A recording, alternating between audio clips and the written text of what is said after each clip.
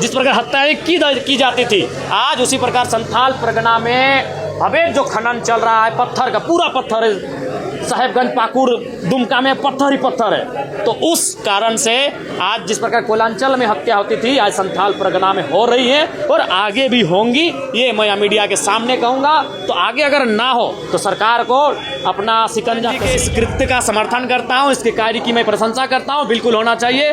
झारखंड की तमाम उन जमीनों पर जिनको आज से 50 साल पहले, आज से 60 साल पहले कंपनियों ने लिया है, लेकिन उसमें कुछ भी काम नहीं हुआ है, उन पर हल चलना चाहिए।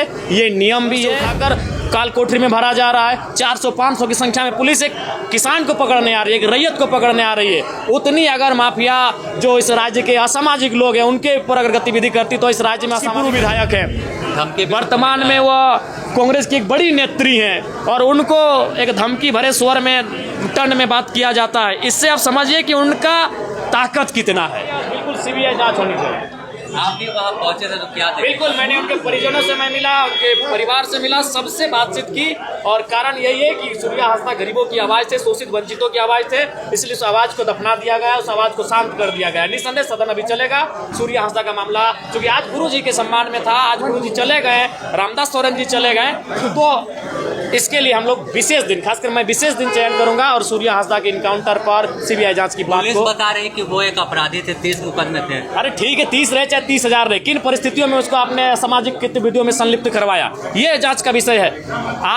आप खनन का काम करेंगे आदिवासियों की जमीन पर, आप तमाम जो कंपनियां हो बाहर की आएंगी, तमाम अन्य राज्यों की आएंगी और यहाँ के लोगों को आप मूलभूत सुविधा नहीं देंगे, शिक्षा नहीं देंगे, स्वास्थ्य नहीं देंगे, रोजगार नहीं देंगे, तो हर कोई आवाज उठाएगा।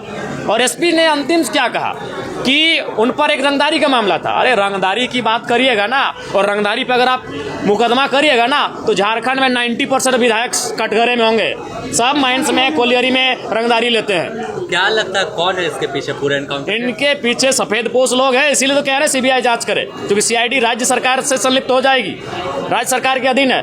आप सीबीआई जांच की मांग इसीलिए हम लोग लगातार करते आ रहे हैं। इसके अलावा अगर बात करें बरियातू चट्टी और कई जगहों पर आंदोलन चल रहा है, आप भी पहुंचे हुए? बिल्कुल हम पहुंचे हैं। 24 तारीख को हमारा पतरातू में कार्यक्रम भी है और बहुत ही पीड़ा का विषय है कि आज केवल ईस्ट इंडिया कंपनी का नाम हटा है, आज उस स्थान को आज की कंपनियों ने ले लिया है, चाहे वो पीटीपीएस रहे, वो त्रिवेणी संगम रहे, वो मगध आम्रपाली रहे, वो एनटीपीसी रहे, इन कंपनियों ने उसका स्थान ले लिया है। आज लूट के नाम को विकास दे दिया गया है। अंग्रेजों के कालखंड में जिसे हम लोग लूट कहते थे, आज उसे विकास के नाम से हस्तांतरित किया गया है। काम वही हो रहा है, जमीनें जबरन ली जाती थी, लाठी डंडा बरसाया जाता था, आज भी वही हो रहा है। जमीन जबरन ली जा रही है, लाठी डंडा बरसाया जा रहा है, लोगों को रात के 2 बजे 4 बजे सुबह घर से उठाकर काल कोठरी में भरा जा रहा है। 400-500 की संख्या में पुलिस एक किसान को पकड़ने आ रही है, एक रैयत को पकड़ने आ रही है, उतनी अगर माफिया जो इस राज्य के असामाजिक लोग हैं उनके ऊपर अगर गतिविधि करती तो इस राज्य में असामाजिक तत्व दिखते नहीं। तो बिल्कुल इस राज्य में आज सबसे ज्वलंत अगर कुछ है तो विस्थापन है। नगरी में विस्थापन का मामला सामने आ रहा है, कोल्हान अब चले जाइए, विस्थापन का मामला सामने आ रहा है, कोलांचल की तो बात ही मत करिए। फिलहाल बड़का गांव बिल्कुल इसलिए मैंने धधक रहा है क्योंकि वहाँ जो है जो बागी बनी है वो सरकार सत्ता पक्ष की पूर्व विधायक है, वर्तमान में वो कांग्रेस की एक बड़ी नेत्री हैं और उनको एक धमकी भरे स्वर में टन में बात किया जाता है। इससे आप समझिए कि उनका ताकत कितना है। उन अन्य राज्यों के अति धनी लोगों का कितना ताकत है, कितना हौसला है कि वो एक पूर्व विधायक को जो जिनकी सरकार चल रही है उसको इस वे में धमकी दे रहे हैं। देखिए मुझे जहाँ तक लगता है और मेरी जहाँ तक समझ है, आप लोग भी समझदार हैं, हमसे अच्छे समझदार हैं, ये इलेक्टोरल बॉन्ड का खेल है भैया। हमें लगता है शायद मंत्री जी चूँकि पार्टी में वो बोलना नहीं चाहती हैं, सॉरी माफ़ कीजिएगा, पूर्व विधायक जी, तो पार्टी में उनकी मजबूरी हो सकती है, जयराम महतो की मजबूरी नहीं है। हम उनके अपोनेंट भले हैं, लेकिन विस्थापन के मामले में, विस्थापन के दर्द में हम उनके साथ खड़े हैं। अगर और दूसरी बात, ये मसला है इलेक्टोरल बॉन्ड का, हमें लगता है उनका राजनीतिक दल भी उनका सपोर्ट नहीं करेगा, क्योंकि इन राजनीतिक दलों ने इलेक्टोरल बॉन्ड के नाम में जो अभी कुछ दिन पूर्व विवादों में था, सभी राजनीतिक दलों को चंदा दिया है। जब तक कंपनियां राजनीतिक दलों को इलेक्टोरल बॉन्ड के नाम पे चंदा देगी, तब तक रैयतों का गांव उजड़ेगा, तब तक लोग विस्थापित होंगे और विस्थापन की आवाज बुलंद करने पर उनको लाठियां मिलेगी, उनको काल कोठरियां मिलेंगी। ये शाश्वत सत्य हो चुका है झारखंड का। चंपई सोरेन 24 को नगरी में हल जोतने जा रहे हैं। बिल्कुल, मैं चंपई सोरेन जी के इस कृत्य का समर्थन करता हूँ, इसके कार्य की मैं प्रशंसा करता हूँ। बिल्कुल होना चाहिए। झारखंड की तमाम उन ज़मीनों पर जिनको आज से 50 साल पहले, आज से 60 साल पहले कंपनियों ने लिया है, लेकिन उसमें कुछ भी काम नहीं हुआ है, उन पर हल चलना चाहिए।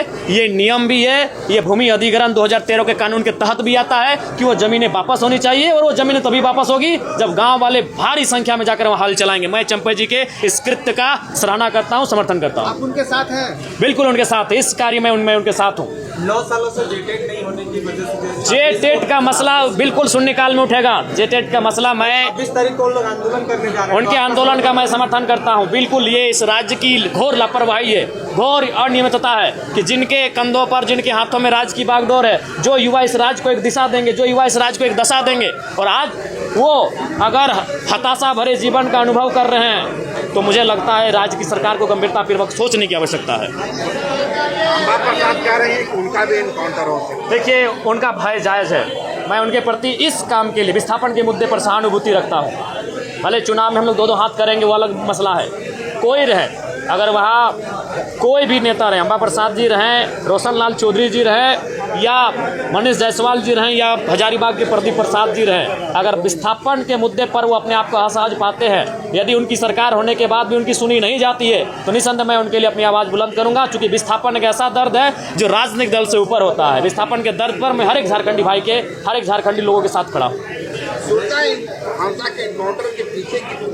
मुख्य वजह यही है कि संथाल परगना, मेरी बातें आज आपको सुनने में कड़वी लग सकती है, लेकिन मैं कहना चाहूँगा, संथाल परगना केवल नाम का संथालों का है, केवल नाम के संथालों का है। संथाल परगना के जितने भी औद्योगिक सेक्टर हैं, जितने भी इनकम के सेक्टर हैं, वहाँ संथाल नग्न है। वो तो आरक्षित सीटें हैं, इसलिए उनके विधायक और सांसद चुन के चले आते हैं, नहीं तो संथाल परगना केवल नाम के संथालों का रह गया है। वहाँ न संथालों की सुनी जा रही है, न संथालों की कोई कही जा रही है। आज वो एक डर के साये में जीवन यापन कर रहे हैं। खासकर सूर्य हांसदा के इनकाउंटर के बाद वो लोग डरे सहमे हैं। लेकिन ये हुआ अच्छी बात कि वहाँ बहुत सारे राजनीतिक दलों के लोग पहुँचे। भले आप उसे राजनीतिक रोटी सेकने जैसा कुछ भी नाम दें, लेकिन इससे वहाँ के लोगों को एक हौसला मिली।